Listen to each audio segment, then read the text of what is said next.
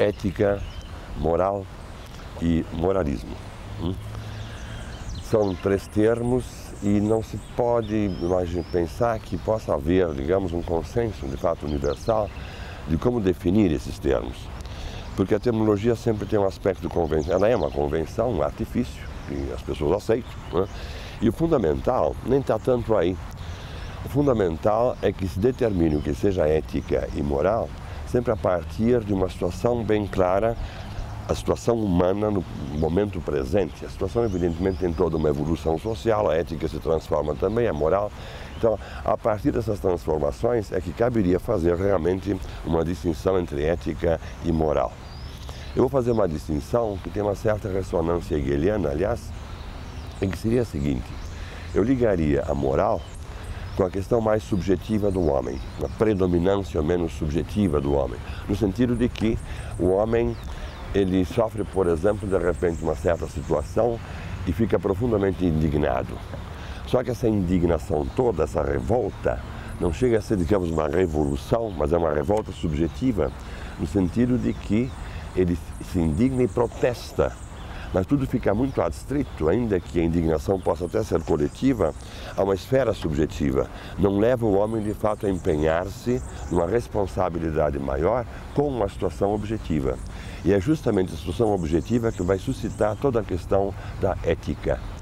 Então, uma coisa é indignar-se, por exemplo, com a questão ecológica ou com uma questão política. E outra coisa é arregaçar as mangas e entrar, de fato, com garra plena, digamos, na questão, na causa ecológica. E o mesmo valeria também para a política. Uma coisa é protestar subjetivamente, digamos, pela política, por causas políticas, e outra coisa é entrar, de fato, num tipo de organização ou de movimento já organizado, né, e que me ponha dentro dessa situação toda ela. O moralismo, eu diria que funciona como a partir de um critério, melhor, completamente subjetivo, ou predominantemente subjetivo, né, e como uma espécie de a priori. Então a parte objetiva ela fica prejudicada. E os preceitos morais se tornam moralistas, digamos, nesse sentido de que há uma preeminência muito grande de um ponto de vista puramente subjetivo e que tende a esquecer ou marginalizar ou tornar secundária justamente aquela objetividade a qual eu me referi antes. É claro que a questão burguesa coloca problemas de uma vastidão imensa. Eu chamaria atenção para alguns aspectos inicialmente. É que a classe burguesa é um acontecimento histórico, ela surge de um modo bem datado, a partir do século XV por aí. Ela vai se constituindo progressivamente a um projeto burguês. Talvez nunca na história do homem esse projeto burguês tenha sido equacionado de maneira tão clara e tão racional pelos próprios burgueses. E nunca talvez o homem tenha tomado consciência tão aguda do seu andamento dentro desse processo todo ele. Quer dizer que é algo de bem determinado. De outro lado, a palavra burguês já oferece uma ambiguidade muito grande. Chega a ser usada essa palavra de um modo pejorativo. E ainda em terceiro lugar, convém lembrar que quando se fala em burguês, nós estamos falando de nós mesmos. Porque nós somos burgueses, pertencemos evidentemente à cultura burguesa, não há mais aristocracia. Mesmo a classe operária no século XX, sobretudo, se busca assimilar o ideário burguês, o conforto burguês, todo o modo de ser da burguesia. Quer dizer que é muito curioso, porque já por aí se percebe um fato novo, é que pela primeira vez passa a existir na história do homem, começa a existir uma classe realmente universal. E o burguês sonha, desde o seu início quase, que com essa classe universal, é dentro dessas coordenadas, por exemplo, que se pode entender a ideia de Marx de uma sociedade sem classes. Ou então, é a partir daí também que se entende essa ideia de que o homem burguês é um homem que se pretende universal. Ele não é simplesmente ateniense, como o grego era no século V a.C., ou cristão do Sacro Império, como era o medieval. O homem burguês se pretende, pela primeira vez, repito, ser realmente um homem universal. E acontece que a partir daí, essa problemática toda, ela se coloca a partir de certas características. E eu vou tentar fazer aqui para vocês uma espécie de inventário dessas características, um rascunho geral, para ver se consegue pintar um quadro o mais geral possível e o mais preciso possível também. O que eu vou dizer não pode ser completo, evidentemente, mas será suficiente para atingir, me parece, esse intento. Eu colocaria como pressuposto geral de tudo que eu vou dizer o individualismo. O individualismo não é uma decorrência tardia de todo um processo. Essa decorrência pode se acentuar, evidentemente. O individualismo pode se tornar cada vez mais forte. Hoje se fala, por exemplo, em capitalismo selvagem. Mas, em verdade, o individualismo funciona como um grande a priori, um grande pressuposto que está na raiz mesmo, na base de todo o processo da cultura burguesa. Mas o que eu vou dizer agora vão ser modos de especificar melhor esse pressuposto fundamental que é o individualismo e que configura aquela passagem que certos autores caracterizam como sendo a viagem, digamos, que vai do teocentrismo medieval para o antropocentrismo dos tempos modernos. Quer dizer, não é mais Deus que está no centro de toda a cultura, de todas as motivações individuais, sociais, culturais, políticas, etc., mas passa a ser, essa motivação básica passa a ser pura e simplesmente o próprio homem. E é sem exagero, então, que se pode começar a falar num homem novo, num projeto moderno centrado justamente numa nova imagem do homem. E nessas coordenadas eu colocaria em primeiro lugar, para caracterizar esse homem burguês, justamente o conceito de autonomia. Esse homem burguês, ele se oferece, ele se impõe, ele vence essa guerra toda justamente a partir desse conceito de autonomia. Na filosofia, isso se explicita de um modo muito claro no século XVII, é um processo histórico sempre complexo. No século XVII, com a filosofia de Descartes, pela primeira vez na história do homem, nós encontramos um pensamento que parte de uma experiência absoluta. E essa experiência absoluta não é mais a experiência do absoluto, ou do Deus. Essa experiência absoluta, ela está situada dentro do próprio homem, que é o cogito ergo sum, eu penso, logo existo. Para Descartes, essa é uma certeza absoluta, uma evidência absoluta, e que vai ser o ponto de partida, o fundamento último de toda a realidade da ciência e da filosofia. Então, a partir daí se entende essa autonomia. Vejam que isso tudo tem raízes que vão muito longe. Vem lá da Grécia, quando os gregos definem ou inventam, é uma invenção, inventam essa definição do homem que fez um sucesso imenso através da cultura ocidental toda ela, dizendo que o homem é um animal racional. Nós já encontramos essa ideia aristotélica de que cada coisa é uma substância que é por si. Quer dizer, este indivíduo é um animal racional. É muito importante observar que nesse ponto de partida grego da definição do homem, a dimensão coletiva do homem social, do homem está completamente preterida. Né? Quer dizer, que um dos pressupostos vem lá da Grécia já, até atingir esse esplendor, digamos assim, que é a afirmação do homem como autônomo a partir da Renascença. Eu daria alguns exemplos para tornar bem claro o que estou falando. É, por exemplo, a ideia de biografia. A biografia, tal como nós a entendemos, não existia no passado grego ou medieval. Uma biografia como, por exemplo, a de Santo Agostinho, não é uma biografia que deva ser entendida como normalmente se faz as biografias hoje, nos tempos burgueses de um modo geral. Porque a biografia de Santo Agostinho coloca um problema, e eu vou voltar depois desse problema, que é da relação entre o singular e o universal concreto. Ou seja, é o itinerário de uma alma.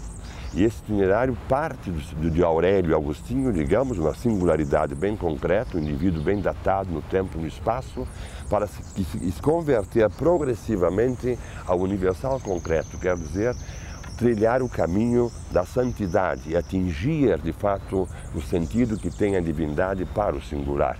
Quer dizer que, de certa maneira, a vida dos filósofos ilustres, por exemplo, de Plutarco, e toda essa biografia do passado, de certa maneira, é sempre um itinerário através do qual o homem chega a se universalizar de um modo bem concreto. E justamente isso cai por terra com o advento da biografia burguesa. Claro que aqui é um itinerário, se tomarmos, por exemplo, um Marco Polo, aí não é mais tanto Deus que funciona, o universal concreto que funciona, mas é algo de fantástico, é a experiência que ele teve no Oriente, são os fogos de artifício, são os condimentos, os temperos picantes, a coisa toda, então a pólvora, quer dizer, um mundo excitante, fantástico, que ele traz para o mundo ocidental. E é isso que dá amparo à biografia do Marco Polo. Mas aos poucos tudo desaparece, o que nós encontramos é simplesmente a biografia de um homem que pode ser até muito comum, né? Ou que pode ser como a biografia de um Rousseau. Mas Rousseau já não se apresenta mais como algo de universal, de excepcional, de fantástico, coisa que o valha.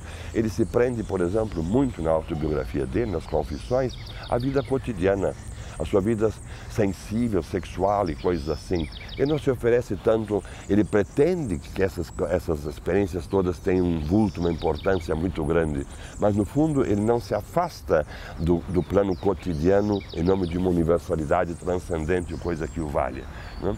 A biografia talvez mais típica, mais esclarecedora nesse itinerário todo, talvez seja a de Goethe, em Poesia e Verdade. Porque Goethe diz no prefácio de sua belíssima biografia, ele toma uma expressão que vem lá dos estoicos e que foi modernizada, digamos, por Da Vinci, é a ideia de que o homem é um microcosmos e que reflete em si o macrocosmos. E Goethe pretende então que a biografia deva ser esse equilíbrio entre o micro e o macro. Quer dizer, ele tem que mostrar como é que o micro, esse indivíduo, reflete, carrega consigo o macro, assimila o macro, e como é que o macro se resolve em função do micro, como é que o indivíduo participa na elaboração do macrocosmos. Mas essa ideia muito interessante de Goethe revela, digamos, um ponto de equilíbrio na evolução da burguesia, mas é apenas um momento, eu diria, porque logo em seguida começa a haver aquilo que Nietzsche vai chamar de inflação biográfica, em que a pessoa que se autobiografa, que é biografada, ela se perde simplesmente na singularidade do singular. Ela perde o gosto quase que para o problema dos universais, da universalidade concreta e coisas assim. O segundo exemplo eu encontraria na pintura, no retrato. É muito significativo que os retratos fundamentais, centrais, digamos, porque pode haver um retratado secundário na margem de um quadro, coisa desse tipo, mas o que se retrata em todo o passado grego, por exemplo, medieval, é sempre a figura do universal concreto. E um repertório de universais concretos que são muito reduzidos. É o Cristo, a Virgem Maria, os santos, né? Os heróis, os reis. E não se vai além disso. É como na Grécia clássica também, deuses e deusas, não é mesmo? Os heróis, os reis. E não se vai muito além disso, não é? Quer dizer, sempre universal concreto, e aqui é uma correspondência àquilo que eu falei da biografia. Ou seja, esses universais concretos funcionam como paradigmas, como modelos, como o caso da santidade, como modelos que podem e devem ser seguidos por todos os homens que compõem uma certa comunidade. Então o príncipe, o rei, é como que um modelo vivo para os seus súditos. E é justamente essa ideia que cai por terra com o advento do homem burguês, porque passa-se a fotografar simplesmente a pessoa comum, ou a pessoa que tem dinheiro. Por exemplo, de alguns exemplos, aqueles quadros maravilhosos do início da pintura flamenga, quando a pintura representava a figura do Cristo, da ressurreição do Cristo, por exemplo, e o pintor punha na margem esquerda, embaixo, quase junto da moldura do quadro, ele punha em atitude de oração, um pequeno casal, um contraste violento com o tamanho do Cristo, um pequeno casal rezando. Aquelas pessoas não são literalmente ninguém. Elas são muito bem vestidas e têm dinheiro e pagaram o quadro, pagaram o artista. E essa pessoa que paga o artista, que não tem nome, é justamente o burguês. E há toda uma história belíssima na iconografia, nas artes plásticas da Renascença italiana e também dos Países Baixos, que mostra exatamente essa evolução. Quer dizer, a figura do Cristo, do Santo, da Virgem, começa a entrar aos poucos em decadência e se acentua mais simplesmente, por exemplo, a mulher do comerciante instalada no seu pequeno interior burguês, muito limpo, muito asseado, muito bem composto, e ela, com uma pequena balança, pesa o ouro conquistado, comerciado pelo seu marido. Então começa a surgir essa ideia de que o burguês, sem ser santo, sem ser herói, sem ser rei, sem ter nenhuma insígnia especial, tem apenas o dinheiro, mas ele merece também ser fotografado, quer dizer, retratado por um grande pintor como Rembrandt, por exemplo. Vale dizer, o Universal Concreto funciona como um modelo.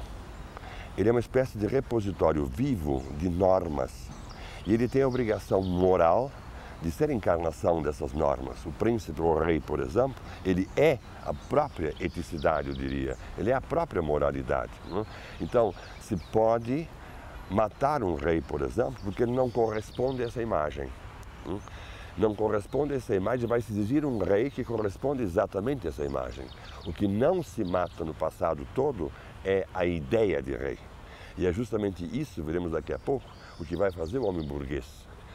Essa ideia do universal completo começa a ser corroída ou entra em dessoramento justamente com o advento da burguesia. Mas esse homem que quer impor-se como novo e quer ser dono de si, autônomo, para isso ele tem que seguir um certo itinerário ou lançar mão de certos recursos. E eu vou enumerar algum desses recursos. O primeiríssimo, em ordem de coerência, digamos ao menos, seria o trabalho. E o trabalho tem uma história muito curiosa, porque o homem é um ser, dentro da cultura ocidental ao menos, que nunca viu o trabalho com muitos bons olhos. Basta lembrar, por exemplo, que na tradição do Antigo Testamento já, o trabalho é simplesmente um castigo, é a consequência do pecado. Quer dizer, é algo de profundamente negativo. Na Idade Média isso era levado muito a sério, tanto que quase não se trabalhava. Dependendo da coletividade, havia mais ou menos um terço do ano, era feriado, era dia santo, mas se evitava o trabalho. Né? E na tradição grega, existe também uma série de preconceitos contra o trabalho. É, por exemplo, em Platão, quando ele diz que o trabalho deforma o corpo e deforma a alma. Né? Então, essa negatividade em relação ao trabalho é a tradição do Ocidente. E o curioso é que o homem burguês é justamente o homem que começa a romper com essa tradição. Começa no início, no tempo de Lutero, por exemplo, e começa a ver no trabalho um processo através do qual o homem desenvolve ou realiza a sua personalidade. Isso começa de modo ambíguo, claro. Em Lutero, que eu citei há pouco, Lutero, para ele, trabalhar é uma forma de rezar a Deus. Quer dizer que o trabalho tem como que duas faces, dois rostos. Né? E é apenas aos poucos que o trabalho começa a ser conquistado. Por exemplo, em Locke já há análise sobre o trabalho. Mas o trabalho faz parte simplesmente do processo geral da produção, do processo geral do quadro da economia. Né? Mais adiante, com Hegel e depois com Marx, mas com Hegel a ponto de partida, na dialética do mestre do escravo, pela primeira vez surge essa problemática. O escravo, pelo trabalho, sobretudo pelo trabalho, ele se liberta da sua escravidão. Então o trabalho passa a ser assimilado pelo burguês, de fato, com um processo de humanização. Né? Terceira característica melhor, eu poria a propriedade, porque, stricto sensu, a rigor, a propriedade, tal como nós a entendemos hoje, esse ideal de fazer com que cada pessoa, cada burguês tenha a sua casinhola, a sua casa, o seu retiro, a sua vida privada protegida e assim por diante, isso é uma ideia profundamente burguesa. No passado, não há propriamente propriedade privada, ou melhor, há o grande proprietário, que é o rei, que é o papa. E na gradação da hierarquia toda da aristocracia, essa propriedade existe. Há sempre um arbítrio fundamental, evidentemente, que é o da autoridade suprema. Né? O burguês, ele inventa a propriedade privada como nós a conhecemos, e isso revoluciona todo o homem, o modo como o homem se estabelece nesta terra. Eu quero dizer que, de repente, cada um de nós é proprietário, deve ou pode ser proprietário. Né? E essa invenção da propriedade poderia ser ilustrada, por exemplo, para mostrar a repercussão profunda que ela traz dentro da organização social toda ela, poderia ser exemplificada a partir do fato de que o homem, quando surge o burguês, ele deixa de construir as muralhas da cidade, do burgo, digamos, né? Cunhados pela figura do próprio rei, e ele passa a construir simplesmente a cerca da casa dele. E isso com uma franqueza, com uma abertura tão grande que o ideal até mesmo é que nem cerca haja, que a propriedade seja respeitada integralmente enquanto título estritamente individual. Em quarto lugar, eu poria o capitalismo. Sabe-se que o próprio Marx reconhecia que na Idade Média a organização da igreja era tão forte, tão absoluta, que ela decidia até mesmo o desenvolvimento da economia. Quer dizer, em última instância, diria Marx, não é? Em última instância tudo é econômico. Mas de repente é uma instância ideológica, que é a igreja, no caso, que dá as diretivas gerais dentro das quais se desdobra a economia toda ela. Bem, isso é rompido também pelo homem burguês. Basta lembrar, por exemplo, que é na Veneza do século XV em que surge o primeiro banco, em que se começa a acumular de fato o capital. E a grande transformação que se estabelece aqui agora é simplesmente o seguinte, é que a moeda, que sempre foi considerada essencialmente um meio para a troca, para facilitar a troca, a moeda é essencialmente esse meio, ela é como que alienada de sua característica fundamental e a moeda ela passa a ser um fim em si mesmo.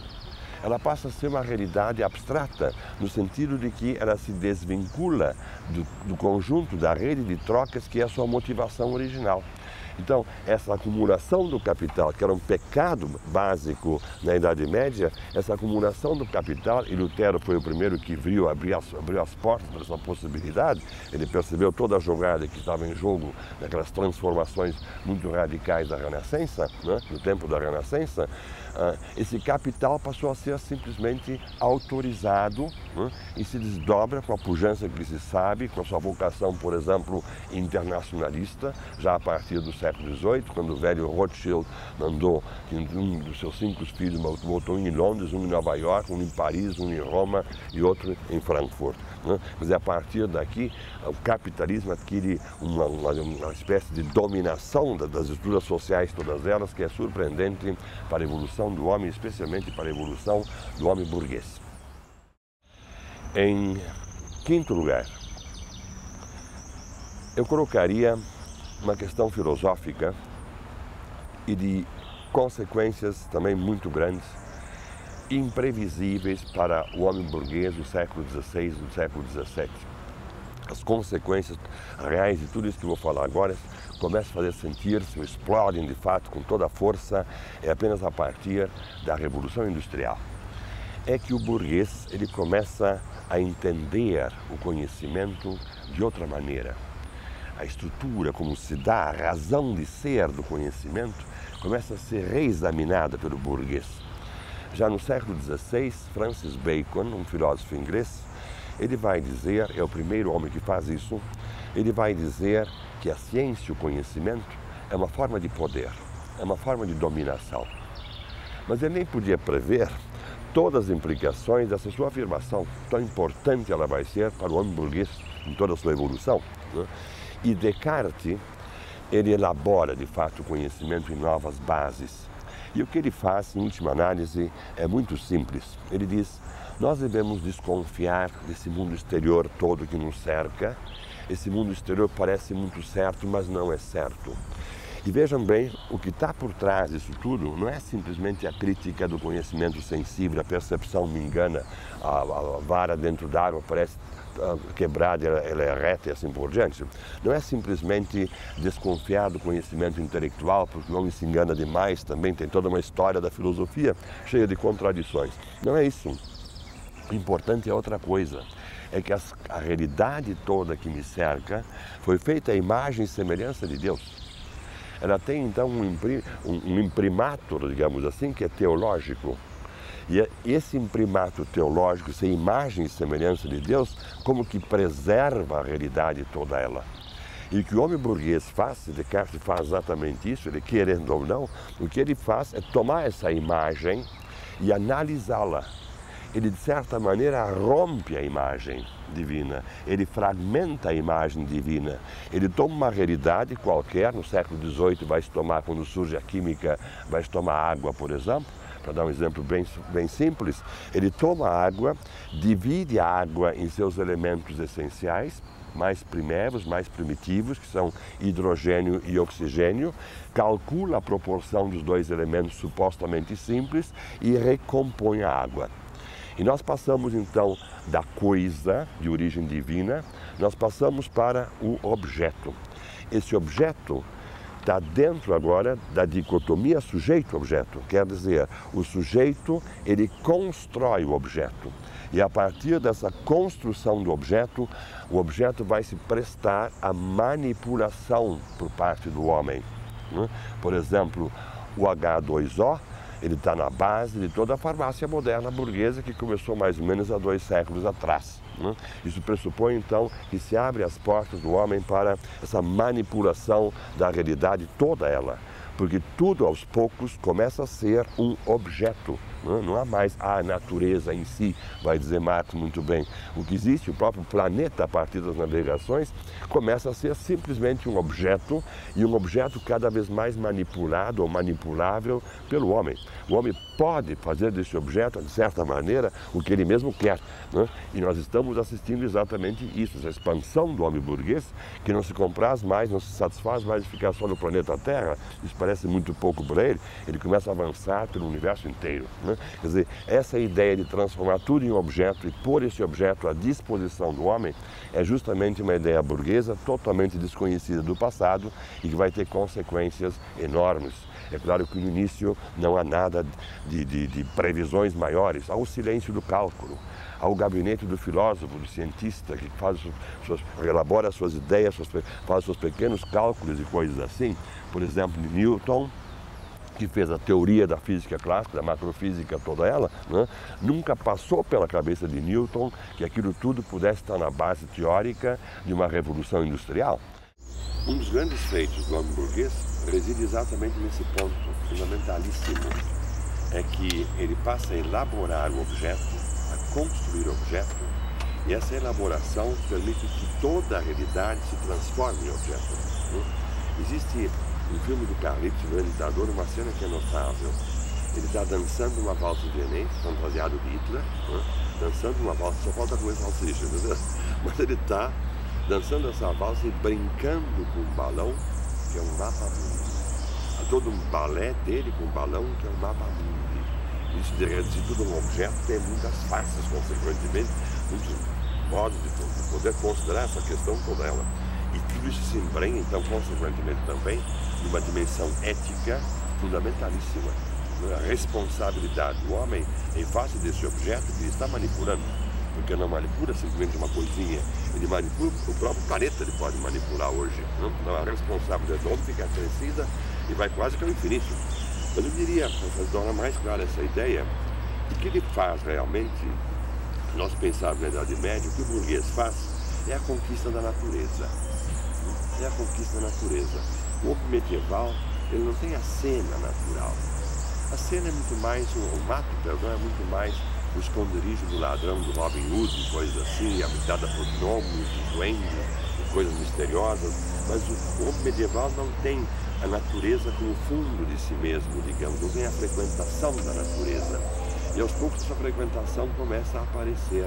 Na pintura renascentista, por exemplo, é muito interessante esse processo de matematização todo que invade as artes plásticas, a música, por aí que começou tudo, de certo modo. O tempo musical pode ser medido e quebrado e coisas assim, Evidentemente a filosofia e a ciência, tudo se torna matematizado, mas o jardim, por exemplo, renascentista, a praça renascentista, ou bem era simplesmente um calçadão, ou então ela vem, como vemos muito aqui no Brasil também, ela se resolve uma praça através de uma composição de figuras geométricas. Essa geometrização da natureza é evidente um modo de matematizar a natureza. Com uma observação, para tornar mais claro o problema, é que essa matemática naquele tempo se confundia pura e simplesmente com a linguagem do próprio Deus. Deus, como que havia falado ao criar o mundo, uma linguagem matemática.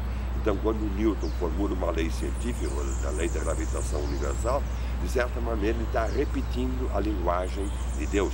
Ele está fazendo, de certo modo, muito essencial, aliás, ele está fazendo teologia.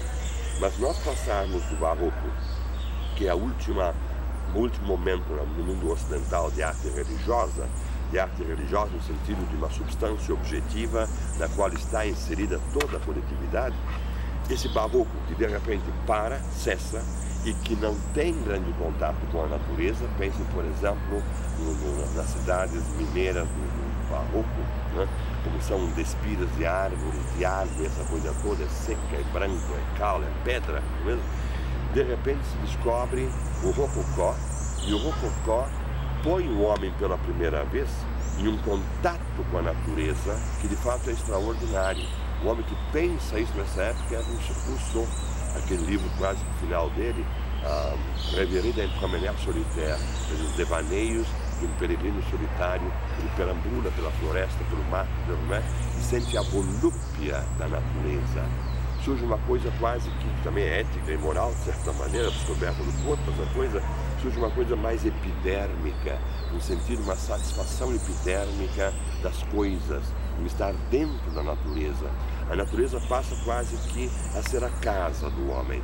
Ele se sente pela primeira vez, desse filho de matemática, de criação divina, isso tudo, pela primeira vez o homem está estabelecido com prazer nessa natureza. Então surge o passeio no bosque, o piquenique no bosque, são temas novos na evolução do homem. Uma última observação, última característica, estaria na liberdade. E aqui também o tema é complexíssimo, eu o reduzo consequentemente. A liberdade tem toda uma história. Não existe uma essência supra-histórica, perene, estável da liberdade, a não ser que se queira começar, digamos, uma espécie de transcendência que é própria do homem. O homem não se perde na imanência como animal, ele tem consciência das coisas, não é mesmo? Então essa transcendência lhe dá uma certa superioridade, de que ele pode quase que dispor das coisas de uma ou de outra maneira. Aqui estaria a origem da liberdade. Mas a partir dessa origem é que começa, de fato, a liberdade, e a história do homem ocidental coincide com a história de uma transformação muito profunda e muito radical desse conceito de liberdade. A liberdade grega, por exemplo, fundamentalmente, o grego é um cidadão, pertence à cidade, ele está muito preocupado sempre com a guerra, que é uma das fontes de renda da Grécia, da cidade de Atenas, inclusive, né? Então esse homem grego, ele se sente livre quando não sente o jugo de uma tirania, quando ele deixa de ser cidadão e correndo o risco de se tornar, consequentemente, um escravo, né? Na Idade Média também é uma tirania que se estabelece, a libertação de uma tirania, só que agora é aquilo que diz São Paulo, que a carne é pecado, e a tirania da carne é que deve ser destruída. Quer dizer, o homem se torna livre através do desvincular dessas formas de tirania. E há um tema que vem já desde a antiguidade grega, que se acentua cada vez mais na medida em que se evolui o conceito de liberdade, a experiência da liberdade do homem ocidental. Há um tema que é o do livre-arbítrio. O do livre-arbítrio. É muito discutido esse tema do livre-arbítrio. Por exemplo, Lutero, já no fim da Idade Média, porque no tempo moderno, ele diz que o homem não tem liberdade nenhuma, muito menos escolha. O livre-arbítrio é escolha. Não tem essa possibilidade porque a escolha sempre é uma aparência. Esse é o grande tema, aliás, da teologia medieval sobre a liberdade. Porque se há Deus, e Deus criou todas as coisas, e Ele é onisciente, onipotente, Ele sabe desde toda a eternidade quem vai para o céu e quem vai para o inferno. Está tudo pré-decidido, de certo modo. O homem tem que fingir que sabe que é livre, digamos, né, para manter um certo diálogo com Deus, mas no fundo está tudo decidido já. O burguês, porém, ele vai elaborar um outro conceito de liberdade, e quem elaborou esse conceito, fundamentalmente, um ponto de partida essencial, é Descartes, mais uma vez. E de tal maneira que se pode estabelecer uma relação entre a concepção cartesiana do conhecimento e a concepção que ele tem da liberdade. E a inovação da liberdade reside em dois pontos. Em primeiro lugar, para ele, liberdade e livre-arbítrio são sinônimos, é a mesma coisa. Tudo se reduz agora à capacidade que eu tenho de escolha. E em segundo lugar, essa redução, ou esse livre-arbítrio, ele se entende pura e simplesmente a partir daquela autonomia do homem burguês, que não ocorria na Idade Média. Lá o homem era um súdito do rei, do papa, do Deus. Então esse ser súdito, o livre-arbítrio, era como que tolhido por essa subordinação essencial do homem medieval. Agora, quando o homem se torna autônomo, ele tem livre-arbítrio, e o livre-arbítrio é toda a liberdade, esse burguês se torna realmente um senhor.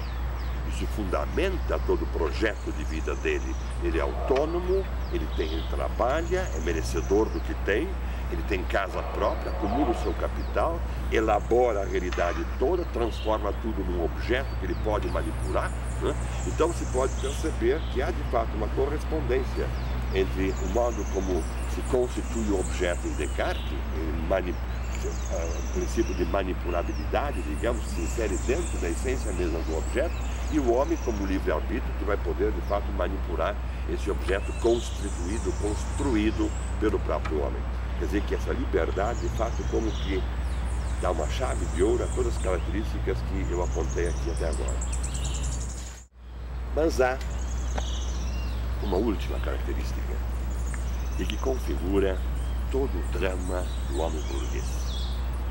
Um drama que chega a ter lance de fato de tragédia, de certo modo. E essa última característica, que é nova, profundamente burguesa, é o contrato social. É o contrato social. Porque realmente, se cada homem é um indivíduo e realiza a seu modo o individualismo, como é que vai se entender a própria possibilidade de uma vida coletiva, gregária, social, propriamente organizada? Se cada homem é uma ilha, se a minha liberdade, é uma frase cartesiana, se a minha liberdade termina onde começa a liberdade do outro, como é que vai se organizar a sociedade? É um problema urgente e original da burguesia. Tem gente que diz, por exemplo, que essas questões todas de uma sociedade, de um contrato social, né, começam com os gregos e no fim é apenas uma mesma história que se prolonga. Não é bem assim, não. Toda a temática do contrato social no passado, até o advento do homem burguês, se dava a partir da concepção do homem como sendo essencialmente religado. A religação da religião medieval, por exemplo. Então se partia de uma religação essencial do homem. O homem tinha uma dimensão coletiva essencialíssima. Ao passo que quando surge o burguês, essa dimensão como que se perde ao indivíduo. E há essa outra coisa inventada pelo burguês também, que é curiosíssima, interessantíssima, que é a utopia. Há autores que dizem que a utopia tem a história do homem, então que a utopia no Ocidente encontrou-se o primeiro grande modelo, digamos, da República de Platão. É um erro gravíssimo. Não há utopia antes da burguesia. A República de Platão é um projeto de trabalho prático de transformação da cidade. É um programa político que ele quer fazer a Platão. Ele quer que essa cidade seja mais idealizada possível, mais divina possível. Ele sabe que nunca vai chegar a essa divinização total da ideia divina de cidade, de polis, não é? Mas o esforço de Platão é a transformação da sociedade. E a utopia moderna não é isso, não. É o sonho com uma sociedade. Um sonho com uma sociedade que o burguês, curiosissimamente, vê fora dele. Vê na cidade do Sol de Campanella, por exemplo. Né? A coisa começa com o outro grande fundador da cultura, do pensamento burguês ao lado de Descartes, que é anterior a Descartes, e que é Montaigne. Quando Montaigne faz o elogio do homem, do índio brasileiro, né? No fundo ele está se referindo àquelas coisas todas, a propriedade, a uma certa... sentir-se bem dentro da natureza, não tem propriedade egoística, é o contrário do burguês, né? Mas se sente bem dentro da natureza, não tem convenções artificiais, essa coisa toda. Agora vejam bem, quando se interpreta esse homem do índio brasileiro elogiado por Montaigne, é inútil procurar ver, não leva a nada, aliás, saber se ele está pintando de fato a realidade do índio brasileiro. Não é isso que está em causa, aparentemente é. O que está em causa, de fato, é a ideia que o burguês faz desse outro lado dele, que ele não tem, e que ele procura suprir pela imaginação através da utopia. O grande problema está aí. Aqui se percebe a crise do burguês, que começa já no ponto de partida. Como é que o burguês pode viver, de fato, coletivamente, dentro de uma sociedade? Por que o burguês inventa uma sociedade com uma utopia, que é um lugar que não tem lugar? Que ele nunca, a rigor, vai conseguir atingir, não é mesmo? Quer dizer, a crise do burguês começa já no nascimento do burguês, nesse sentido, que a dimensão coletiva, política do homem, de certo modo fica preterida. É uma dimensão que fica marginalizada. A ética fica prejudicada, vamos voltar ao nosso ponto de partida, em nome da afirmação da moral, e essa moral é cada vez mais coincidente com a subjetividade do homem, né? Então, a partir daí se coloca a questão do contrato social que encheu bibliotecas durante 2 séculos, mais ou menos. E o ponto de partida fundamental para que se entenda, de fato, a importância que tem a utopia e o contrato social é justamente o ateísmo do burguês. O burguês é um homem que parte já, ele pode falar em Deus quanto ele quiser, mas ele parte já de uma posição que é implicitamente, com o pressuposto, está no ateísmo, é o ateísmo. Quando na Constituição brasileira, pela primeira vez, na última, não aparece mais o nome de Deus, no princípio, mesmo, no passado assim não aparecia, isso é apenas uma questão de coerência, não é? Porque a Constituição burguesa sempre parte da ideia justamente de que Deus, implicitamente ao menos, Deus não existe, né? A questão está aí, e vejam bem, no início, quando estava se formando esse projeto burguês todo ele, né, surgiu já o primeiro protesto muito forte, com Thomas Hobbes, né, o Leviatã. O Thomas Hobbes parte dessa ideia, né, de que o homem é o lobo do homem. O homem sendo o lobo do homem, a vida coletiva, a vida a dois, a vida plural, ela se torna totalmente impossível. E Hobbes é o primeiro que diz, não, o projeto burguês, com palavras dele, evidentemente, não com as minhas, o projeto burguês é inexequível. Ele não pode ser construído, não pode ser realizado se o homem é o lobo do homem. Quer dizer, cada um está preso em sua casa, com o seu muro e assim por diante, com a sua autossuficiência tão radicalmente implantada. Então, como é que vai se constituir, de fato, o projeto burguês? Não dá? É necessária a presença de um rei, e um rei com um chicote na mão, para botar as pessoas no seu lugar. Quer dizer que as coisas do contrato social começam, de fato, na base de um conflito muito aberto, muito violento. Agora, vejam bem, aos poucos, esse projeto burguês começa a ser bem sucedido. Eu falei antes da autobiografia de Goethe, por exemplo, surge essa ideia, né, no século das luzes, da ilustração, mesmo, de que nós vivemos no melhor dos mundos possíveis, a ideia de Leibniz, mesmo. Surge essa ideia, então, de que é uma harmonia pré-estabelecida, Deus funcionando ainda, né? Mas uma harmonia pré-estabelecida que encaixa todas as coisas muito bem, né? Na Inglaterra surge um Locke que vai dizer, não, nós somos todos já adultos, nós já chegamos a um certo estágio de prosperidade, de bem-estar, de respeito mútuo, então nós podemos sentar, enfim, em torno de uma mesa e discutir, chegar a um acordo para saber quais são os princípios, as normas que devem reger a nossa vida coletiva. Que, no fundo, são modos, né, de definir, de elaborar aquelas características gerais que eu falei há pouco, a autonomia, então o direito ao trabalho, a propriedade, a liberdade, o conhecimento, essas coisas todas, né, que tem que, de uma ou de outra maneira, aparecer em toda a Constituição burguesa, né? Bom, feito isso, então parece que a questão está resolvida. A questão está resolvida. Mas há um outro problema, um problema aparentemente mais subterrâneo, né? E que vai pôr em risco todo esse ideal burguês, do melhor dos mundos possíveis e assim por diante. Não só certos fatos até parecem anedóticos hoje, por exemplo, em 1700, não sei quanto, houve um terremoto em Lisboa. Né? Como é? Deus fez um terremoto? Onde é que está a harmonia pré-estabelecida? Surge o Cândido de Voltaire, inspirado naquilo. Quer dizer, há toda uma certa ironia que perpassa as construções para-utópicas, digamos, da cultura burguesa, né? Mas, de qualquer maneira, há um outro problema que eu quero referir aqui, em que ele solapa esse mundo todo de um modo muito curioso, e é por aí que se percebe, de fato, o drama. Né? Esse novo problema começa no fim da Idade Média. E eu vou colocar no seu aspecto mais essencial apenas. Chama-se o nominalismo. E o nominalismo pergunta, aquela pergunta do Shakespeare no Romeu e Julieta, what's in a name? O que há no nome? E a questão é a seguinte, é que a ciência toda ela trata de nomes, ou seja, de conceitos. E esses conceitos são universais. A água é H2O, por exemplo. Vale para todas as águas, essa fórmula. Se a ciência se ocupa da realidade, o que o nome ou o conceito tem de real? Porque se não tem realidade nenhuma no conceito, então a ciência não se ocupa de nada, de realidade nenhuma.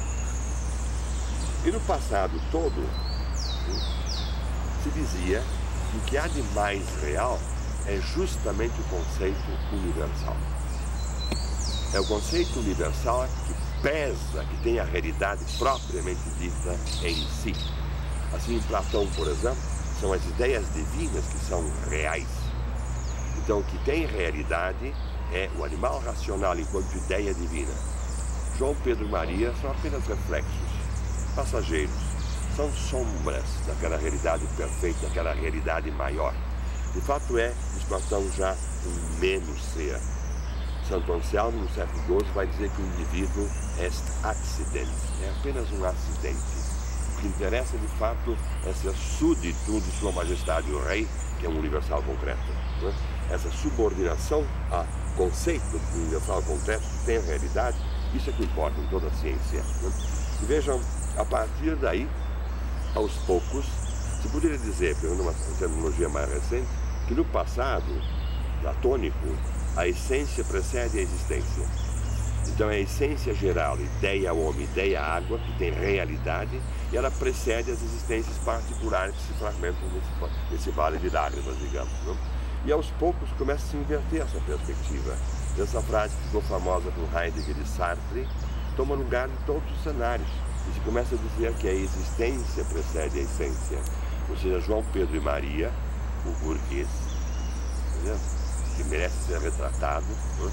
O burguês é que são propriamente reais e não mais o universal concreto, não mais o conceito das coisas. Então essa posição que pretere o conceito e diz que o conceito é simplesmente uma fraca voz, é um referencial, um signo, um símbolo daquilo que existe na realidade. Esse conceito, ele é esvaziado de todo e qualquer conteúdo. H2O não existe. Mas vejam bem a ambiguidade do problema. A água existe. Enquanto criatura de Deus, ela nem podia ser tocada, digamos assim, não é? Agora, quando surge o esvaziamento da água, através da fórmula H2O, é justamente a partir desse signo, desse referencial mínimo, que é uma construção matemática, digamos, de componentes reais, mas é uma construção puramente matemática que não existe. A partir desse signo eu posso manipular toda a água, porque a imagem e semelhança de Deus fica preterida, mas como eu falei antes para vocês já. Né? Quer dizer que então, a partir daí se modifica o comportamento do homem em relação à realidade e há um esvaziamento dos universais concretos, todos eles, em todos os setores da realidade, não é só na ciência, H2O é esvaziado, né? Mas na arte desaparece o retrato do príncipe, do rei, do santo, do Cristo, da Virgem Maria. O barroco acaba com esse tipo de arte sagrada, não há mais arte.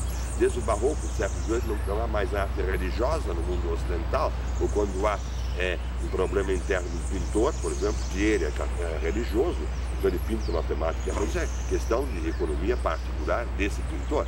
Não há mais aquela substância objetiva que era povoada pelos universais concretos. Na política também, o rei é pura e simplesmente decapitado, ou então quem passa a dominar a Inglaterra é o parlamento. Isso é uma progressão que vai com uma bola de neve quase que, né? Quer dizer, os universais concretos são destronados. Na tragédia grega, por exemplo, a Dike, a justiça, a deusa Dike, justiça, ela aparecia pessoalmente em muitas tragédias, aparecia em cena para estabelecer a justiça. Então o cidadão grego presenciava a ação concreta de uma deusa que era a justiça. Ou então na Idade Média, a figura do Cristo, do juízo final, figura terrível, inclusive, ele julga todos os homens, ele é a medida da justiça.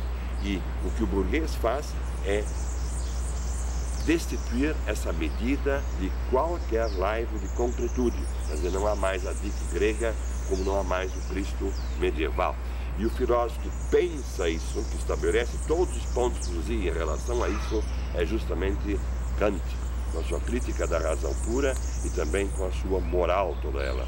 A partir de Kant não há mais universais concretos, tudo são simplesmente conceitos abstratos, conceitos vazios, se quiserem. Na ética, isso torna especialmente grave, porque para Kant a medida não está mais no Cristo, não está mais na deusa grega. Ele diz simplesmente, age de tal maneira que tua ação possa servir de modelo, universal concreto, de modelo para toda a humanidade. Há um modelo universal, mas que é desconcretizado, não é? Então esse formalismo da ética toda ela, esse formalismo faz com que a autonomia do homem burguês como que ganhe uma força muito grande. Mas a questão que se coloca é a seguinte, é que a figura do Cristo na Idade Média e a figura da Dike na tragédia grega são figuras concretas e são altamente pedagógicas. O Cristo é a própria pedagogia na Idade Média, digamos. Na cultura burguesa, como é que essa norma puramente formal, sem conteúdo nenhum, desmaterializada, digamos, como é que essa norma pode de fato educar? O que vai fazer com que o jovem siga de fato essa norma ou obedeça, em última análise, aquilo que está inscrito na Constituição? Vejam, o grave, interessantíssimo, aliás, na cultura burguesa, é que ela é uma cultura que coloca os problemas que ela mesma cria, sabe, não é? Ela tem consciência, eu quero dizer. Os problemas se tornam como que transparentes para ela, não é? Então, quando Kant diz tudo isso, ele esvazia de Deus, o santo das divindades, ele põe tudo isso fora, de certa maneira, mesmo, para esvaziar os conceitos, a norma ética toda ela. E quando Kant faz isso, coloca-se imediatamente essa questão da pedagogia dentro da consciência burguesa. Como é que eu vou educar meu filho? Com uma norma vazia, o que está escrito na Constituição, sem uma garantia de um nome real, de um universal de fato concreto? Como é que se faz esse processo? Então logo surge um discípulo de Kant, vou dar aqui como exemplo, um livro que foi recentemente publicado no Brasil, pela primeira vez em tradução completa, que é do Schiller, As Cartas sobre a Educação Estética do Homem. E ele diz que a arte é que faz esse elo de ligação possível entre o abstrato e o concreto. No fundo, o que Schiller diz é mais ou menos o seguinte, é que o indivíduo burguês, ele não fala assim, eu quero só fazer um esquema traduzindo, digamos, para o nosso problema geral aqui. É que o homem burguês, ele enquanto indivíduo, no fundo ele acaba abstrato. Ele é abstrato. Não é por acaso que a literatura do século XX, por exemplo, insiste tanto no absurdo da existência humana, no sem sentido da vida e coisas assim. Né? Ele é abstrato porque o indivíduo, reduzido a si, a sua própria singularidade, sem vínculo com nenhum universal concreto, né? Ele perde sentido. Então, o homem está situado como que entre dois abstratos. O abstrato dele mesmo enquanto indivíduo reduzido a si. Né? E o outro é o esvaziamento, o abstrato em que se transformou o universal concreto, que é uma norma pura. Né? Como é que esses dois abstratos, de certa maneira, conseguiriam tornar-se concretos? E quem realiza isso, segundo o Schiller, a proposta pedagógica que ele faz é justamente esta, né? Quem pode realizar esse vínculo no sentido da concretização de todo o processo é justamente a arte. Eu gosto de dar como exemplo para essa problemática, é toda uma peça que eu admiro muito, né? Das poucas que ficaram daqueles decênios de teatro político no Brasil, que é Eles Não Usam o Black Tie do Guarnieri. É uma peça interessantíssima que coloca exatamente essa questão toda que eu estou expondo aqui para vocês. É o fato de que um jovem que vai casar, e que de certa maneira é abstrato, vai começar a vida dele, mesmo, trabalha já numa fábrica, juntamente com o pai, vive com a mãe, tem a noiva, evidentemente, seus amigos e tudo mais. Esse jovem eclode uma greve e ele fica com medo de perder o emprego e resolve casar. Resolve casar e fura a greve. Quando ele faz isso, estoura um escândalo na família, um estado de revolta contra a atitude do rapaz, mas ninguém consegue aceitar. A mãe catando seus feijões já prevê a tempestade toda, evidentemente. A noiva fica envergonhada e se retira, os amigos desaparecem, o pai fica a própria fúria, não é mesmo? E esse rapaz fica marginalizado. Mas através do processo de marginalização, ele vai tornar concreto aqueles dois abstratos, porque ele não entendia nada de justiça social. Era uma coisa abstrata. E através da ação dele de furar a greve, a justiça social, se torna um elemento concreto vivido por ele, né? E que se transfere através da arte, do espetáculo, também para todos os espectadores. Então, entre a singularidade e a universalidade, se estabeleceria a categoria da particularidade, que é o indivíduo concretizado, digamos, em função de um universal que esse próprio indivíduo tornou ou soube tornar concreto. Quer dizer que toda a pedagogia é agora como que posta sob a responsabilidade do homem. Não é Deus mais os deuses que educam o homem, é o próprio homem que tem que saber educar-se. O que eu falei até aqui já permite entender um dado que é extremamente importante. É que nós, como somos burgueses, todos nós estamos vivendo dentro de um processo. E é um processo que caminha muito rapidamente. Nunca a história caminhou tão rapidamente. De certa maneira, é por isso que surge, por exemplo, no mundo ocidental, e pela primeira vez na história do homem, esse fato curiosíssimo, a consciência histórica. O homem se dá conta que está dentro de um processo e que ele está fazendo esse processo. E que, de certa maneira, então, ele é responsável pelo processo. Não? Quer dizer que o projeto burguês se dá desse modo, rapidissimamente, são 4, 5 séculos só, né, do século XV até hoje, não é mesmo? E vai a galope, realmente é toda a brida. Agora, isso quer dizer o quê? Que dentro desse processo, aquelas características que eu apontei, elas vão se transformando também. Se transformam e adquirem aos poucos um novo rosto.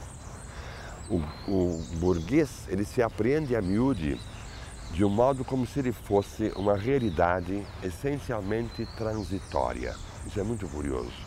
Ele gosta de se pendurar na aristocracia, por exemplo. Ele adora receber o título de comendador, ou de barão, ou de marquês. Né? Quer dizer, há religiões que fizeram fortunas vendendo títulos desse tipo. Porque o burguês tem sempre essa nostalgia do passado e coisa que o valha. E uma nostalgia também de um outro mundo que talvez venha a ser muito melhor, do mundo sem classes, por exemplo. Um mundo que, no fundo, implicaria o quê? Na superação do individualismo. Isso está começando a se verificar, de certa maneira. A questão ecológica que eu dei, por exemplo, como exemplo no princípio da minha palestra, a questão ecológica é muito curioso, porque arranca o homem daquela concepção da liberdade, que diz que a liberdade é ser autônomo, é ser independente, e que é o conceito de liberdade introduzido por Descartes e que está nas esquinas, em todas as cidades do mundo ocidental ao menos, não? Isso tudo começa como que a entrar numa certa crise. Então o homem se dá conta, por exemplo, de que ele tem que se comprometer, que é urgente que ele se comprometa, o passe da moral para a ética, né? Se compromete com a questão ontológica em termos completamente objetivos, e comece a descobrir, por exemplo, que a liberdade talvez seja uma forma de dependência e não ser independente, né? Que talvez seja uma forma de conciliar liberdade e necessidade, que a liberdade talvez esteja no reconhecimento da necessidade por aí afora. Quer dizer, aqueles tópicos todos começam a se transformar nesse sentido. A autonomia entra em crise, há toda uma literatura do desespero, do absurdo, do sem sentido e assim por diante, né?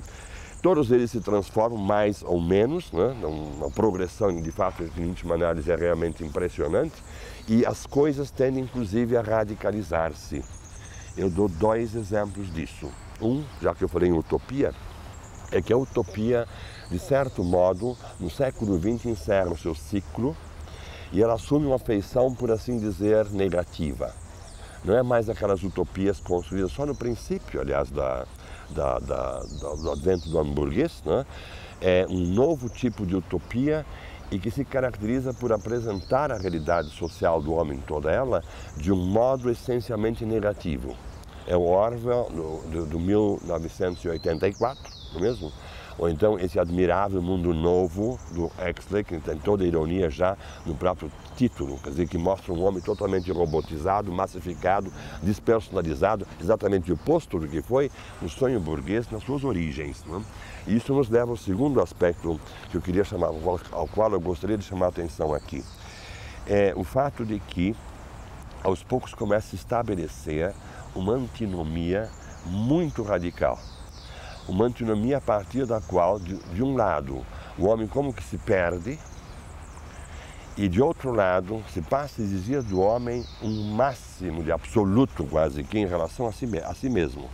Eu quero dizer, nessa antinomia na qual nós vivemos hoje, no século XX, entre o processo que se chama de robotização do homem e as exigências de uma criatividade mais total por parte desse mesmo homem. A robotização é um problema óbvio. Ele é vivido por nós todos, um problema social e gravíssimo, cada vez mais grave, e que vem de dentro do trabalho. Marx já chama um pouco a atenção para essa questão, mas Marx não pôde ver, de fato, todas as consequências da questão que ele mesmo coloca. Marx, ele fala, por exemplo, numa nota de pé de página, no Capital, me parece, ele fala na relação que há ou que deve haver entre o operário e a máquina. E Marx vê que há necessidade de uma aproximação entre o operário e a máquina. Mas dizendo isso, ele não vê o outro lado da medalha. O monstro que está se criando, digamos assim, a maquinização, a robotização do próprio homem. Ele acha que isso é necessário para aumentar a produção. E a posição dele fica, digamos, um pouco ingênua, um pouco no ponto de partida de todo um processo social gravíssimo, né? Porque no século XX é que vai estourar, de fato, essa questão da robotização e ela toma conta dos cenários, no sentido de que já em 30 ou 32, não me lembro, um filme do Carlitos, chamado Tempos Modernos, mostra um operário robotizado, digamos. Quer dizer, ele tende a transferir para a rua o comportamento que ele tem, completamente mecanizado, dentro da fábrica. Mas o novo nesse processo de robotização é o seguinte, é que esse privilégio, entre aspas, da classe operária em robotizar-se, né, se desprende da classe operária. A robotização como que se universaliza na sociedade do século XX. Então, robotizado não é só o indivíduo, à maneira do Carlitos, que fabrica a televisão.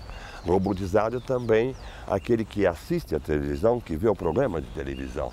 Porque ele se insere a partir daí naquilo que Sartre analisou muito bem, sem falar provavelmente em robotização, mas Sartre analisa muito bem através de dois conceitos, o Sartre da crítica da razão dialética, né, que é o da serialidade, o comportamento repetitivo no sentido mecânico, que desumaniza o homem, e também aquilo que ele chama de inércia, uma espécie de preguiça ontológica a qual o homem se entrega, não é? E que também desumaniza o homem, torna o homem uma passividade fundamental. Vejam que esses dois aspectos, aliás, eles acabam se entrosando perfeitamente bem. E o que é gravíssimo nisso tudo, aqui Sartre também é um pioneiro, embora não tenha socializado essa temática, mas a temática da má-fé, em Sartre aponta para isso. É que o homem, para ser, só existe na realidade toda para Sartre duas categorias, sujeito e objeto. O resto desapareceu. Isso está claro já pelo que eu falei antes. Quer dizer, Sartre assume isso totalmente, ao sujeito e ao objeto. E como o sujeito é consciência, e essa consciência é sempre consciência de alguma coisa, ou não é consciência de nada, né? Então, o objeto se impõe para o homem como uma necessidade. Porque se não há objeto, eu não sou nada. Eu tenho que ter consciência de um objeto. E esse objeto tende a avassalar todo o comportamento do homem, a ponto de fazer com que o seu comportamento coincida com o comportamento de um objeto. Isso seria alienação, isso seria descaracterização do homem, e é o que ele chama de má-fé. Então, o homem vive essa contradição. E Sartre aponta, dentro do existencialismo dele, evidentemente, para um problema que domina a sociedade de hoje, de certo modo. É que o homem é sujeito, mas é um sujeito todo sui generis, porque ele sente o fascínio do objeto, inclusive de ser objeto e abdicar de si mesmo. Quer dizer que a questão que se coloca, então, é gravíssima, aquela preguiça ontológica a qual eu me referi antes, né? O homem tende a se repetir, a se robotizar, porque é um conforto nisso tudo. Ele não precisa inventar mais nada. Mas o paradoxal, e a coisa que começa com Marx, com toda a clareza também, né, é que se passa a exigir do homem uma outra dimensão completamente nova. É que o homem tem que ser criativo. Veja como as coisas evoluem e evoluem rapidamente. Porque no passado todo, quem cria é Deus. A rigor, só há um criador, que é o próprio Deus. O artista, ele é um criador, digamos, de segundo time, de segundo naipe, de segundo grau, de segunda potência. Né? Mas tudo que o Criador faz, a criatura faz, digamos, era a repetição. O sapateiro, pois, na Idade Média, fazia sempre o mesmo tipo de sapato. Como é artesão, era um artesão, fazia de acordo com o pé do respectivo cliente. Assim como o grego fazia sempre o mesmo tipo de sandália. Não havia praticamente modificação. Havia uma repetição essencial, né, do trabalho todo ele. E essa repetição excluía no homem a possibilidade de ser propriamente criativo. Então, o estilo gótico, por exemplo, se repete ipsis literis, quase que da mesma forma, durante tantos séculos, e as mudanças são mínimas, não é? Há repetição. Mas é uma repetição muito diferente da repetição do século XX, porque aquela repetição se faz como que iluminada pela presença de Deus. E tudo canta a glória de Deus. Né? Então é uma repetição que naquela perspectiva ela como que se salva de certa maneira, porque como vai se realizar através dela na vida futura, num outro nível, de outra maneira, numa outra esfera e assim por diante. Né? Agora com o burguês as coisas se modificam, com aquela autonomia burguesa, aquela suficiência burguesa e tudo mais. E o que acontece é que a ideia de criação ela é roubada dos deuses e transposta para o homem. Isso se faz muito lentamente. É claro que no fim da Renascença, pela primeira vez, se começa a dizer que o pintor, Da Vinci, por exemplo, é um gênio. Ele deixa de ser um artesão, um artista, não, um grande artista, e passa a ser um gênio, inclusive. A palavra gênio passa a oferecer uma acepção nova, digamos. Agora, o autor, que poderia ter feito toda uma teoria sobre isso, não fez, porque é o autor que coloca a questão com toda a transparência, é Marx. Marx, a palavrinha novo, o adjetivo novo, adquire uma importância enorme que não existe, por exemplo, no seu mestre Hegel. Hegel tem uma certa sensibilidade pelo que ele chama de tempos modernos, ou tempos novos. Né? Mas em Marx o novo passa a desempenhar um papel fundamentalíssimo. Assim, por exemplo, quando ele faz uma separação, uma comparação entre o homem e o animal. O curioso é que para Marx, quem é essencialmente repetitivo é o animal. Porque o animal, ele é a relação na qual ele está inserido e ele nunca se destaca consequentemente da relação. Ele come e não sabe que come, ele apenas come, ele é a relação de comer. E ele é essencialmente repetitivo. Então a casa, a colmeia da abelha, é uma casa perfeita, de adequação, adaptação perfeita, absoluta, entre continente e conteúdo, a tal ponto que se há um mínimo desvio, é a espécie inteira que desaparece. Né? Quer dizer que há uma repetição que define a essência mesma, digamos, do animal. Já o homem não, porque o homem mora e tem consciência de que mora. Quer dizer, ele apreende a relação enquanto relação. E porque ele aprende a relação enquanto relação, ele pode manipular essa relação. Nós estamos dentro de uma coerência burguesa com a evolução da burguesia, aquela questão toda da manipulação, que em Marx adquire uma dimensão nova, também, que decorre de dentro da Revolução Industrial e que é o advento da tecnologia tal como nós entendemos hoje. Quer dizer que o homem inova, renova, inventa a arte da arquitetura, a história da arquitetura, toda ela, né? E se torna consequentemente criador. Ele não satisfaz apenas suas necessidades como animal, mas satisfazendo essas necessidades, ele cria necessariamente novas necessidades, diz Marx. Quer dizer, essa ideia de que o homem é necessariamente criador, não o gênio, vejam bem, a condição humana. A condição humana pertence a ela à criatividade. Então, aqui nós encontramos, de fato, uma modificação da compreensão do homem que é extraordinária, que é fantástica, e que pressupõe, mais uma vez, todo aquele ateísmo ao qual eu me referi antes, a autonomia do homem burguês também, tudo mais, não é mesmo? O grande problema é como coletivizar isso tudo, é claro, questão à qual eu já me referi. Mas vejam, o importante é que esse tema vai como que se explicitar totalmente, dramaticamente, no século XX. Porque de um lado nós temos essa tendência à robotização, nós somos todos mais ou menos robotizados, e eu gostaria de acrescentar o seguinte, que uma posição puramente maniqueísta não pode dar conta do problema. Porque a robotização vem da tecnocracia, da tecnologia. E nós não podemos mais nos imaginar sem a tecnologia. Quer dizer que a serialização é um apêndice dessa necessidade da tecnologia. Seja como for, de um lado nós temos a tendência à robotização, que escraviza o homem, de certo modo, e de outro lado, a exigência de compor de constituir um homem que seja criativo em primeiríssimo lugar. Então, por exemplo, só dou um exemplo. Quando se educava para a arte um jovem no passado, se tomava, como nas escolas de arte do Brasil mais antigas, aquelas estátuas de deuses e deusas gregos e romanos, né? O aprendizado se fazia de lá, de uma essência, um modelo universal, né? Que era copiado, quer dizer, a partir daí se aprendia a desenhar com uma forma divina, uma forma perfeita, não é mesmo? Hoje, nas escolinhas de arte no Brasil, o que é que se faz? Se põe a criança indefesa na frente de um papel branco, um punhado de lápis e diversas coisas na mão, e ela tem que fazer o quê? Não tem modelo, não tem nem um copo, uma xícara na frente dela, nada, né? É só papel em branco. Ela vai fazer o que lhe passa pela cabeça. Ela vai fazer, por exemplo, o retrato do pai e da mãe, ou de uma árvore, da casa em que ela mora. Ou quase sempre o que ela acaba fazendo são coisas abstratas. Vejam bem, se parte da ideia de que a criança tem um potencial de criatividade, por ser gente simplesmente, não animal, não é mesmo? Então essa criatividade tem que ser desenvolvida, ela tem que dar expansão a essa criatividade toda ela. Não é uma questão simplesmente de psicologia, de expressão do psicológico, não. É realizar-se como pessoa, desenvolver-se enquanto capacidade de criação, né? Então se percebe a partir daí todo o conflito que surge no nosso tempo entre a robotização e a exigência de criatividade.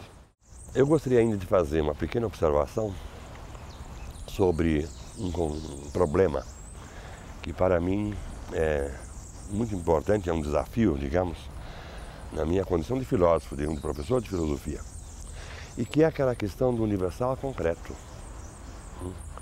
Aquilo é um caroço que tem que ser bem desvendado, bem ruminado, bem elaborado. E eu tenho a impressão que se poderia dizer o seguinte: não tem sentido pretender que o universal concreto simplesmente desapareça. Ele é a base de todas as culturas na história do homem em todos os tempos, desde o Neolítico, com toda a clareza. Mas não tem sentido pretender que o universal concreto simplesmente deixe de exercer a sua função. O que o burguês faz realmente, me parece, é mudar, trocar a natureza desse universal concreto. Ele se desdiviniza, digamos. Todo o apoio que na antiguidade, todos os tipos de antiguidade, o universal tinha a partir do absoluto, da divindade, se desfaz. Esse apoio simplesmente desaparece. E me parece a mim que o universal concreto, ele passa, com o advento da burguesia, a assumir como que uma nova feição. E eu acho que esse meu ponto de vista deve estar correto, porque um belo dia eu me dei conta que quem estava realizando isso, sabe quem era? Um dos fundadores da cultura burguesa no século XVI. Nada mais, nada menos do que a figura de Shakespeare. Porque Shakespeare representa de fato uma encruzilhada, digamos, um momento da evolução do homem burguês, o surto do homem burguês, que é impressionante. Ele viveu no século XVI, como sabem, e sabe-se também que todo o teatro burguês, todo o teatro shakespeariano, elisabetano, aliás, ele vem lá das profundidades da Idade Média. No fundo, é um desdobramento do teatro medieval. A maneira de construir as peças, a linguagem, a concepção do teatro, tudo vem, os temas em grande parte, tudo vem da Idade Média. E esse vir da Idade Média mostra então que é uma vinculação. Agora surge um elemento novo em Shakespeare, e que é o seguinte: se vem, digamos, tudo da Idade Média, na concepção do teatro, há um elemento que é, digamos, esquecido por Shakespeare. E esse elemento esquecido por Shakespeare é nada mais nada menos do que a fé, o elemento religioso. Shakespeare não tem, de fato, personagens religiosas que se caracterizem pela sua fé. A personagem religiosa do padre, por exemplo, Frei Lourenço no Romeu e Julieta, é mais ou menos ridicularizado. E no fundo ele não é propriamente um religioso, ele é um alquimista, uma coisa meio ridícula e por aí vai. O Santa Joana d'Arc, por exemplo, é apresentada por Shakespeare, claro, porque ela é francesa, evidentemente, né? É apresentada por Shakespeare como uma prostituta. ele tem evidentemente toda uma galeria de reis, não é mesmo? E o rei, como disse eu antes, é sempre universal, concreto. Mas veja que coisa curiosa, o único rei shakespeariano de toda a galeria que crê, que parte no seu comportamento da ideia do fundamento divino da realeza é Ricardo II. E esse rei, ele se perde justamente por causa disso. Quer dizer que a temática religiosa desaparece. E já nesse sentido, Shakespeare é um homem profundamente burguês. E ele transforma a dramaturgia. Ele foi, diga-se de passagem também, o primeiro grande proprietário de um cartel de teatros, digamos, naquele tempo. O Teatro Globo de Londres, depois do incêndio, o famoso incêndio, né, foi reconstruído e comprado por Shakespeare. Quer dizer que ele é um burguês, é um negociante do teatro também, isso é importante também, né? Mas o curioso é o seguinte, é que se pode ver em Shakespeare o início da construção de um novo tipo de universal concreto. Basta ver ali as peças, o que ele faz, que temas ele tem nas peças dele. Shakespeare é o primeiro dramaturgo que se põe a viajar, que percorre o mundo conhecido de então. Na Grécia, por exemplo, a tragédia não viaja. O tema é sempre a presentificação do mito, a presentificação dos deuses, da medida, que tem que superar a híbris, a desmedida, que é a tragédia de um Édipo, por exemplo, né? Então, a tragédia acontece aqui e agora, um momento. A tragédia era apresentada só uma vez na Atenas do século V a.C., porque era a presentificação do absoluto. Tinha uma verticalidade, que é o conceito de imitação vertical, que está na base de toda essa concepção do teatro e da arte de um modo geral, né? Quer dizer que a arte medieval também, ela é profundamente medieval. Ela não quer ser, por exemplo, uma arte universal ou coisa desse tipo. Está localizado no tempo e no espaço. Pois Shakespeare é esse homem que começa a viajar. Ele vai, por exemplo, ao século XIV, acho que é 14 ou 12, não me lembro, na Dinamarca, e desenterra o Hamlet, não é mesmo? Ele vai para a Verona do século XIV e ressuscita Romeu e Julieta. Logo em seguida vai para Veneza e põe pela primeira vez na história um mouro, um preto em cena, que é Otelo, né? E viaja. É um homem que, de fato, busca os seus temas em coordenadas as mais diferentes do mundo ocidental. Ele escreve um Coriolanus, por exemplo, que é romano, um Troilus e Cressida, que é outro romano. Ele faz essa maravilha que é o Júlio César, né? A última peça dele, que vale para uma espécie de testamento espiritual e que tem uma temática já muito burguesa, é Timão de Atenas. O homem rico que perde tudo. E perdendo tudo, perde o seu mundo, seus amigos, suas amigas, aquela coisa toda, né? E que está todo preso à questão, a problemática do dinheiro, o poder do dinheiro, da dominação do dinheiro no homem, né? Ele vai até a Grécia, vejam bem, né? Ele viaja no tempo, na história, ele põe a história no teatro pela primeira vez, né? E viaja no espaço também, que está sendo conquistado justamente naquela época do teatro elisabetano, com as navegações. Ele põe tudo isso pela primeira vez no teatro. E aqui é que se poderia ver, essa ideia me parece que bem interessante, que mereceria um desdobramento, aqui é que se poderia ver as novas coordenadas dentro das quais vai se estabelecer o universal concreto para o homem burguês e, consequentemente, para nós. Eu diria, para definir que essas coordenadas do novo universal concreto se encontrariam na geografia e na história. Quer dizer, o mundo, que é o nosso mundo realmente, e o mundo em processo, que é a nossa história, e nós somos responsáveis por esse mundo e por essa história. Muito obrigado.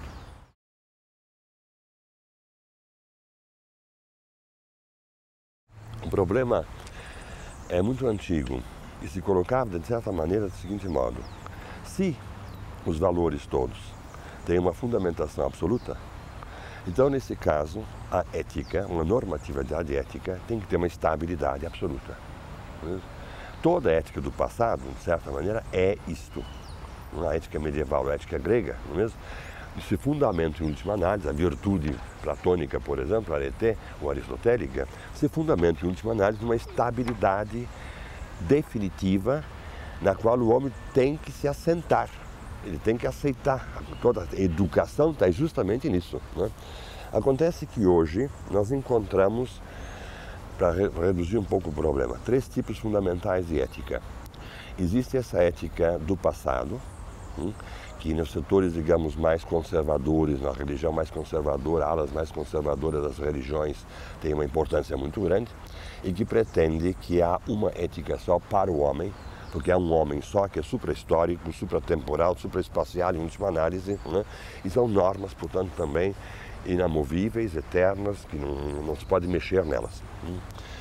Um outro tipo de posicionamento hoje, que existe em Descartes, muito curiosamente, e que se repete hoje no século XX, por exemplo, na figura de Heidegger, é falar em uma ética provisória. Esses autores dizem mais ou menos o seguinte, é que o nosso mundo está numa transformação muito profunda, numa instabilidade tão grande que é difícil, é praticamente impossível construir realmente uma ética. Nós temos que esperar que as coisas se cristalizem um pouco mais, adquiram uma certa estabilidade, que é uma espécie de nostalgia do passado teológico. Que estabilidade é essa? Né? Só pode ser uma nostalgia, para então chegar à construção de uma ética. Então dizem assim, provisoriamente, aceitemos a ética tradicional. Tanto Heidegger quanto Descartes dizem a mesma coisa. Provisoriamente, aceitemos a tradição, enquanto não surgir uma nova ética, que seria a ética burguesa, digamos Spinoza, e uma ética nova para o nosso tempo, e o grande lutador por essa ética foi o maior moralista do nosso tempo, que foi Sartre. E há uma terceira posição, que é por exemplo, justamente em Sartre, e que diz, não, a ética, ela existe uma ética, e essa ética é, de fato, o grande problema é dar um estatuto filosófico para pensar o modo como o homem está no mundo de hoje. E o ponto de partida de Sartre, que foi um moralista até o fim da vida, e que ele não chegou propriamente a poder desenvolver a sua ética de um modo total, mas vejam bem, isso mostra justamente a importância do problema, é que essa ética se colocaria toda a sua tônica na responsabilidade do indivíduo. Porque quando eu lanço mão de uma norma, no fundo eu estou, se diria hoje, robotizando o indivíduo. Porque eu entendo o indivíduo a partir da impessoalidade da norma. E todos os indivíduos têm que estar subordinados a essa norma. E como é que fica aquela criatividade? Não é? Vejo que na estética é muito curioso. A estética do passado, toda ela era normativa. Era a estátua branca da Escola Nacional de Belas Artes.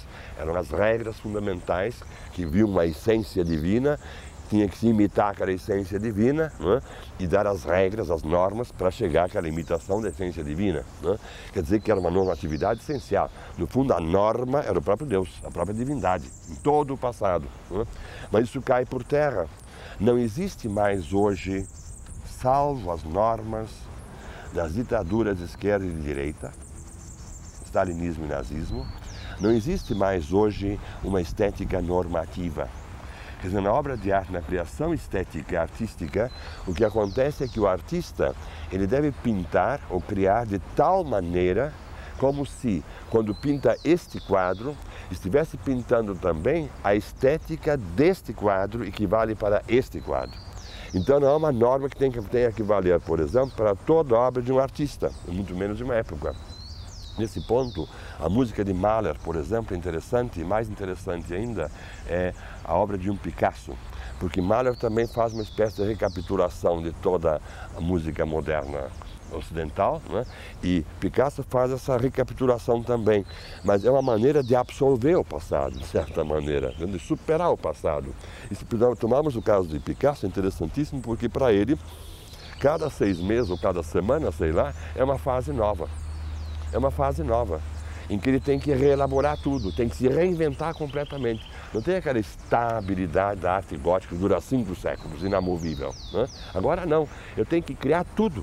Eu tenho que criar a própria estética, porque ela se gasta de certa maneira, ela perde a sua estabilidade. E a questão essa, que na estética já é o óbvio, não há mais a possibilidade de uma estética normativa, desapareceu, até que ponto se pode transferir isso também para o homem, no sentido sempre de responsabilizar o homem. Então aquela criatividade estética teria que ser transposta também para o comportamento humano. Mas a ideia de uma norma absoluta, de uma norma inatacável, digamos, essa ideia parece totalmente fora de perspectiva possível hoje, no sentido de que ela se tornou indefensável. Tornou-se caduco, anacrônico, no meu entender, pretender colocar a questão da ética, toda ela, em nome, por exemplo, do absolutismo de um lado e do relativismo do outro lado. É esse tipo de alternativa que não tem mais sentido hoje. Vou falar, por exemplo, em materialismo e espiritualismo. Isso é uma velharia metafísica.